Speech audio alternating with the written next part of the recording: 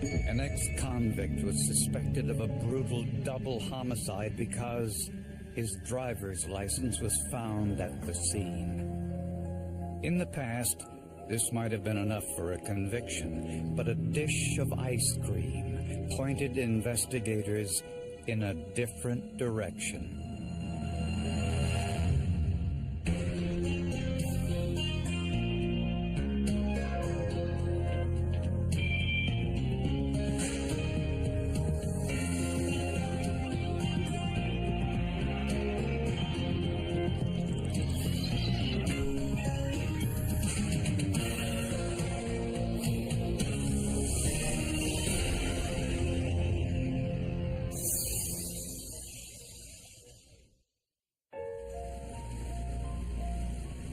On the day before Thanksgiving in 2003, a St. Petersburg, Florida shop owner noticed a Jeep near his store.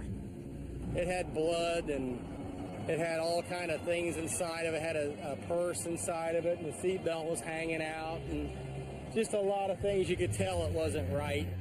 The right front windshield was shattered, and we found a purse with contents and identification and money and so forth relating to the female passenger. The Jeep belonged to Richard and Carla Van Dusen. Carla's cell phone was found on the front seat. Just a half-mile away, neighbors called police to report 2 dead bodies on the road outside their home. They were identified as Richard and Carla Van Dusen. Richard was laying face down in the dirt of the driveway, and Carla was laying on her side. Both had been shot in the head, and we later learned through an autopsy that Carla had also been stabbed. Richard and Carla had been married for 3 years. They had 3 grown children from previous marriages. My son, he said, they're dead. And I said, did they have an accident? And I said, are you sure? Several times I asked him if he was sure. And then he told me that they had been found and that they had been murdered. And I don't even remember after that. Investigators had 2 crime scenes, the Jeep and the area where the bodies were found. Based on the evidence and the location of the bodies, investigators think that the killer was someone the Van Dusens knew.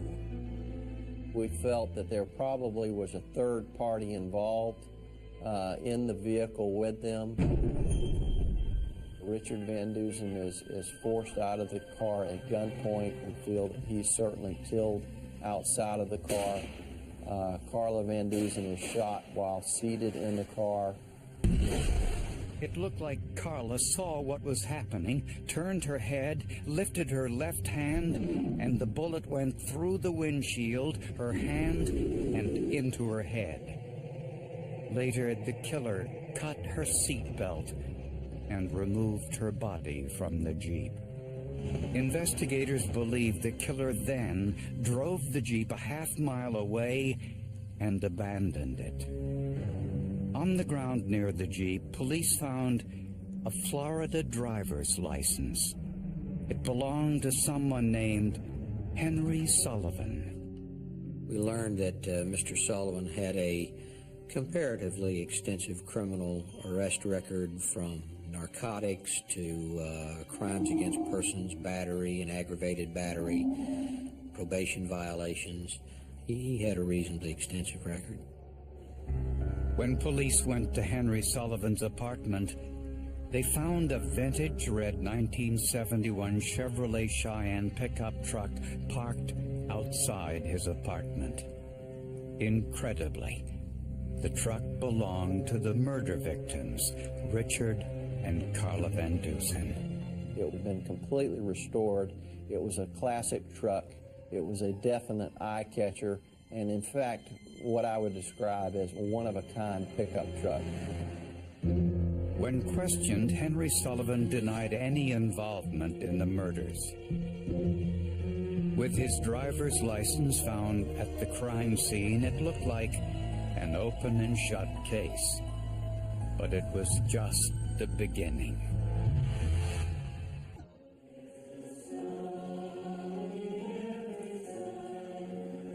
Friends and family couldn't believe that Richard and Carla Van Dusen were murdered. Richard was a copy machine sales manager whose hobby was collecting antique cars. Carla was a courtroom reporter. On weekends, she worked as a clown, entertaining sick children at local hospitals. They were pretty well known in the community. They lived in a small beach town outside of St. Petersburg called Tierra Verde. Very beautiful sugar sand beaches. The prime suspect was 32-year-old Henry Sullivan. He couldn't explain why his driver's license was found near the Van Dusen's abandoned Jeep and insisted he was innocent. Sullivan said, I lose my IDs all the time. In fact, I just lost one, a couple weeks before you came to interview me. The driver's license was dusted for fingerprints. None were found. Police also looked for fingerprints inside the Van Dusen's Jeep, especially on the seatbelt.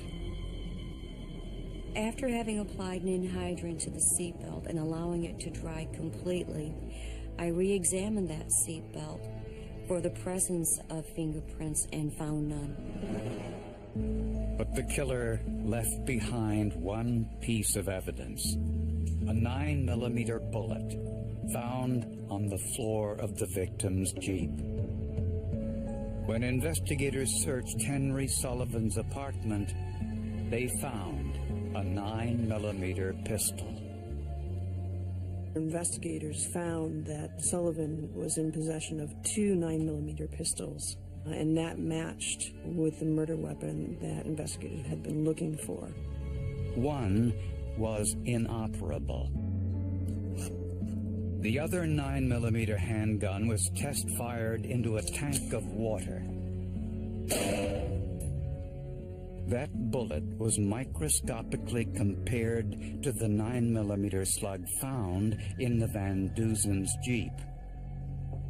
Analyst Erica Henderson carefully examined the distinctive marks called lands and grooves, made when each bullet goes through the barrel of the gun. When you look down the barrel of a firearm, you will see the ridges and valleys. These ridges and valleys, once a bullet is fired, will be imparted on the bullet. So the bullet will also have these ridges and valleys. The test bullet and the one from the crime scene were turned repeatedly as Henderson checked and rechecked the markings. Just work the evidence. So I try to have tunnel vision because I don't want anybody ever to come around and say, you have a biased opinion. But the results showed that Henry Sullivan's gun was not the murder weapon. Crime scene analysts then turned their attention to the Van Dusen's classic red pickup truck found behind Henry Sullivan's apartment. As they examined the vehicle, there was another bizarre incident in this already unusual investigation. We are approached by a white male subject who identifies himself as William DeParvin, who announces himself to us as the owner of the truck and said that he had purchased it the day previous. DeParvin lived in the same apartment building as Henry Sullivan, and he said he bought the truck from the Van Dusens just the day before. He said the Van Dusens placed an ad for the truck in the local newspaper. DeParvin went to look at the truck, bought it, and said the Van Dusens later delivered it to his apartment. He said he paid them $6,500 for it, and when they left, he never saw them again. His approach to us was very upfront and forward. He was quite conversational, and he didn't appear to be defensive or belligerent or anything of the sort. Most of DeParvine's story could be corroborated, but there were several discrepancies. What's he doing with a bill of sale for $6,500 when Van Duzen's telling a co-worker the day before he's found a buyer for $13,500? Now, that just tells us there's something not right here. DeParvine said the Van Duzens left his apartment around 5:30. But Carla Van Duzen called her mother at 6:37 p.m. with information that contradicted that. The night that they were killed, I got a phone call from Carla, and she was very excited. She said, "Yeah, I'm in the car. I'm driving behind Rick and the guy that bought the truck, because he knows where to get the paperwork done tonight." Although Carla never mentioned the buyer's name, the call placed the buyer, presumably DeParvine, in the pickup truck with Richard Van Duzen, an hour after DeParvine said they left his apartment.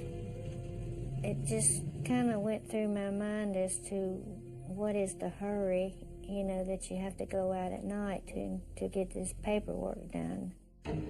DeParvine denied he was the man in the pickup truck with Richard Van Duzen. Homicide, Keen speaking. A background check revealed this wasn't DeParvine's first brush with the law. We found that Mr. DeParvine had an extensive felony arrest record and that he had just been released from prison and was on probation. DeParvine had just served 9 years on a weapons possession charge. And Henry Sullivan was still a suspect. We still have the Henry Sullivan angle, and also we don't lose sight of the fact that there may be an unknown perpetrator involved in this crime. There may be something else completely unrelated to the sale of the pickup involved. Based on DNA testing and blood spatter analysis, investigators believe Richard Van Duzen was pulled from his Jeep and shot outside the vehicle. His wife, Carla, was sitting in the passenger seat and was shot through the windshield. But on the steering wheel, investigators found blood, which did not come from Carla or Richard. The samples that were tested from the steering wheel were consistent with being human blood. Those samples were tested to develop a DNA profile. Perhaps the killer nicked his hand while cutting the seatbelt to remove Carla's body, and the blood dripped onto the steering wheel while he drove the Jeep to the dump site. Investigators asked their initial suspect, Henry Sullivan, for a DNA sample. Testing showed it was not his blood in the car. Sullivan wasn't involved in the crime, so the mystery was, how did his car get there? And investigators soon had another theory for how it got there. Henry Sullivan had a brother who was stopped for a traffic violation on the night of the murders. He told police that night that his name was Henry. We have another person using Henry Sullivan's name and date of birth. Could he be the killer and the one that's dropped the driver's license at the scene where the vehicle was found?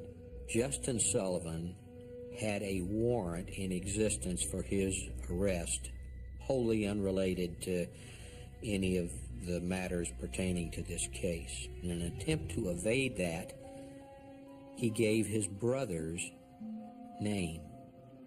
Our curiosity was piqued to the point that we thought perhaps Justin Sullivan was using Henry's identification, and it could have conceivably been that Justin dropped the ID card at the scene of the crime. But like his brother, Justin denied any involvement in the murders. He said he had an alibi, that he was with friends at a nightclub, which they corroborated. Then, investigators asked their third suspect, William DeParvine, for a DNA sample. He said no. We don't have any probable cause at this point in time in the investigation to indicate that Mr. DeParvine is involved in the murder. Therefore, we don't have enough information to draw a search warrant. Without a warrant, police couldn't get a genetic sample directly from DeParvine. But there were other ways. We were looking for him to either eat something, drink something and discard it, chew gum and discard it, or even spit so that we could swab that up. A team of detectives was assigned to follow DeParvine everywhere he went, hoping to somehow get his DNA sample. When someone's out on foot, like in a mall, we work in pairs of 2, so therefore if you've got 10 people, you've really only got a team of 5 following a person. And you need at least 8 to 10 people to follow somebody so that they don't know they're being followed. DeParvine had earned a law degree while he was in prison, and he was very careful, either because he was disciplined or he knew he was being followed. Mr. DeParvine is an intelligent individual. He's not your average type of criminal. He led a very monotonous, very bland type of lifestyle. He would get up in the morning, he would go to work, he would come back home and stay inside his little apartment and go to sleep. DeParvine was a construction worker, and he had no social life to speak of. For months, the surveillance continued with no luck. But DeParvine made a mistake during the Christmas shopping season. He stopped at an ice cream store and bought a dessert known as a blizzard. My partner at the time and I watched him eat the blizzard and felt that the way he was slowly eating the blizzard and taking the spoon and raking it across his teeth, that spoon would possibly give us some DNA from Mr. DeParvine. DeParvine discarded the cup and the spoon, and investigators immediately retrieved the spoon from the trash. Technology has become incredibly sensitive and incredibly powerful, and there is the ability to obtain DNA from the smallest piece of evidence in a very reproducible, very reliable manner. On the spoon, scientists found saliva. They extracted DNA and compared it to the blood found on the steering wheel of the Van Duzen's Jeep. The results left no doubt. The DNA profile that was developed from the steering wheel was matched to the DNA profile that was obtained for William DeParvine, his known standard. William DeParvine was arrested and charged with first-degree murder. Yet he continued to maintain his innocence. He claimed his neighbor, Henry Sullivan, was the culprit and that the driver's license proved it. A jury would have to decide. William DeParvine admitted that he was with Carla and Richard Van Duzen on the night they were murdered. DeParvine says he bought the couple's truck, and after he paid for it, he never saw them again. But prosecutors didn't believe that. They say the Van Duzens delivered the car, but DeParvine didn't have the money. So he asked the Van Duzens to follow him to his friend's home to get the money.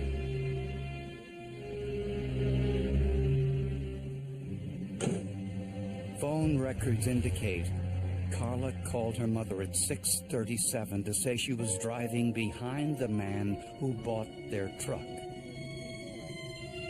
Although no one knows why, they apparently left the pickup truck at one location, and all three got into the Jeep on their way to get the money.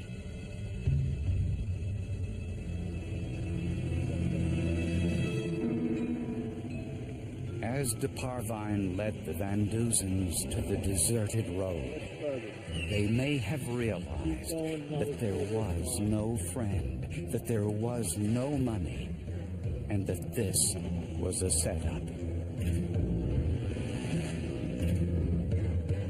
De Parvine used a 9mm weapon to order Richard out of the Jeep and shot him.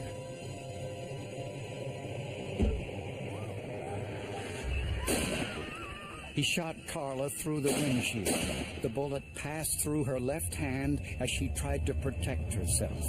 Then de Parvine cut Carla's seatbelt to remove her body from the Jeep, and in doing so, accidentally cut his hand.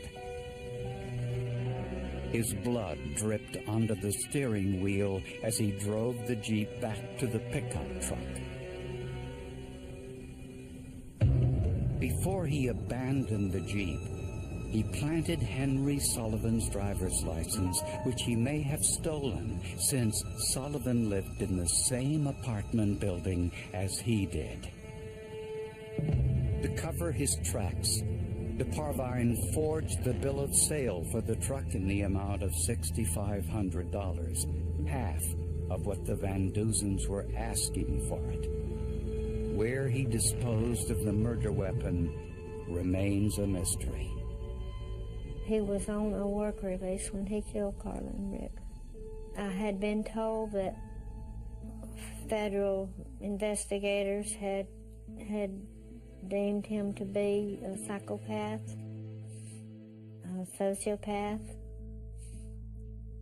and I was told by one of the prosecutors that they did not think this whole crime happened because he wanted that truck.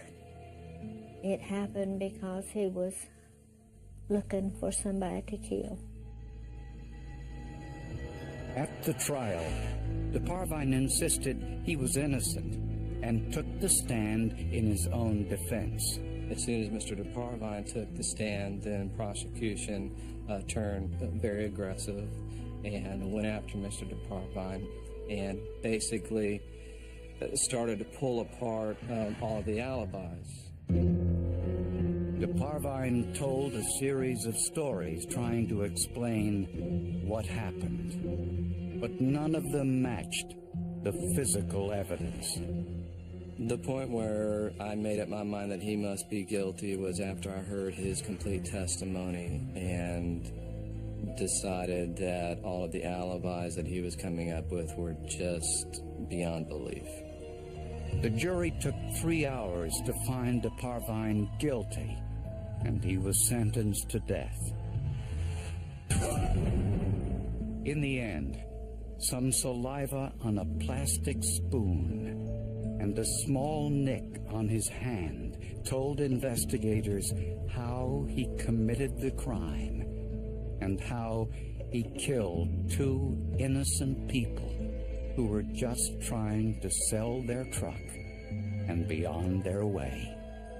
I was never really into forensic science or even, gave it any thought.